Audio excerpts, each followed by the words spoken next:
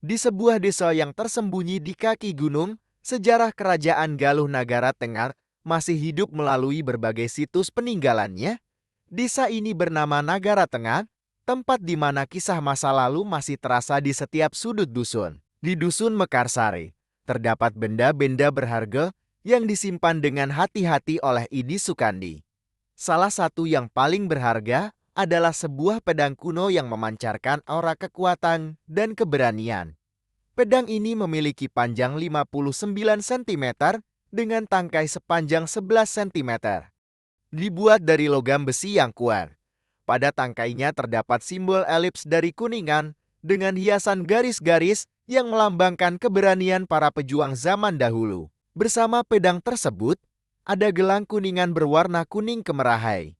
Gelang ini memiliki diameter logam 1,3 cm dan diameter keseluruhan 8,5 cm, dibuat dari logam perunggu yang kini bersinar memudar, namun tetap memancarkan kemuliaan masa lalu. Di Dusun Ciwarulang, terdapat makam keramat yang dikenal sebagai makam Dayang Kancana.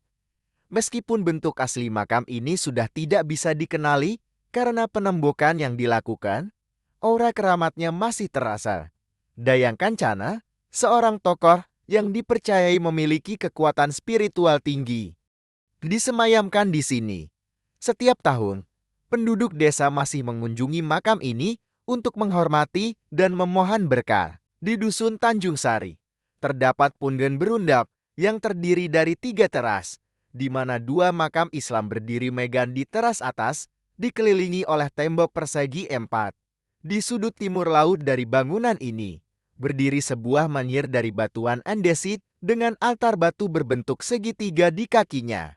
Menhir ini memiliki tinggi 57 cm, lebar 28 cm, dan tebal 16 cm, menjadi saksi bisu sejarah panjang desa ini. Punden ini juga dikenal sebagai makam Gara Tengah, tempat disemayamkannya Kyai Abdul Rohanian dan istrinya Dewi Pertala.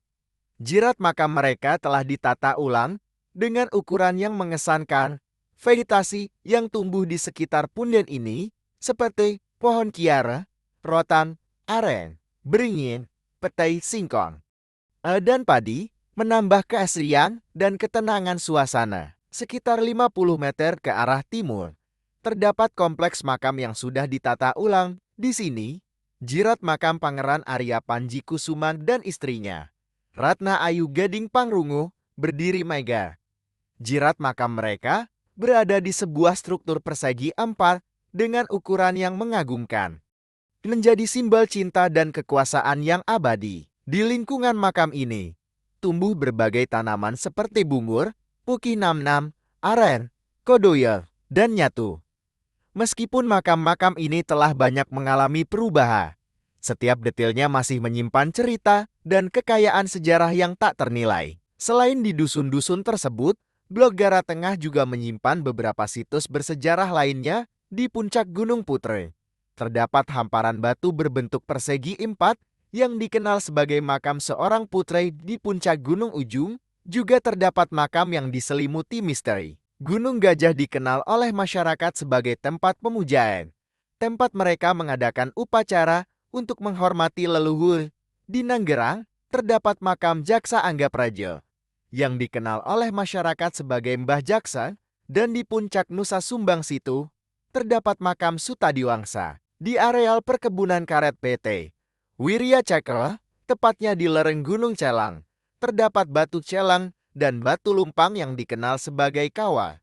Semua situs ini menjadi saksi bisu dari kejayaan dan kebijaksanaan Kerajaan Galuh Nagara Tengah.